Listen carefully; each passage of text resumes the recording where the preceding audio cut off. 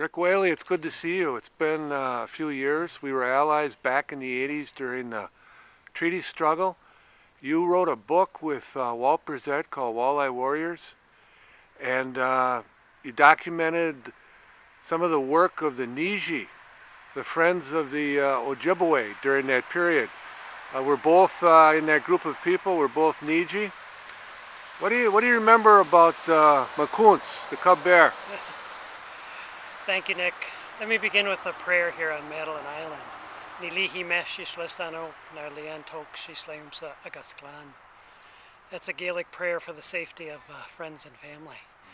It's been a great honor to be here at this weekend, September 25th, 26th on Madeline Island, 2009, to see many, many old friends and to be at a place that was very special to Walt as well as his Chippewa people.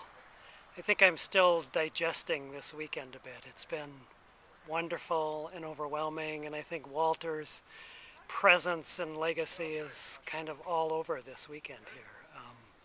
People have said Walt was the one who first got them out to the island here.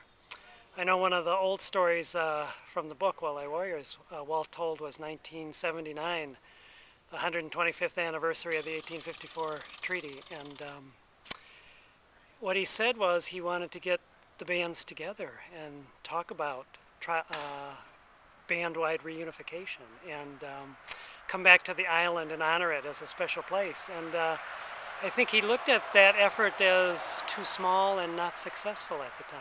And I think if he were looking down yesterday, he would be quite moved, as all of us here were moved, to see people come together and talk about the issues in Anishinaabe country and talk about this really special place here, the places that have been saved, the places that weren't saved, and the graves not cared for, and you know, the many stories, good and bad, on this island. I came up with two friends from the Sacred Sites Run, Anishinaabe friends, and one's a Bresette elder, so I was very pleased to come back and be carrying on the solidarity work.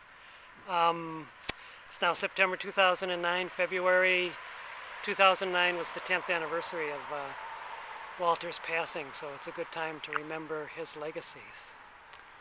You know, one of the things that Walt introduced us to was this kind of red-green concept. We're reds, right?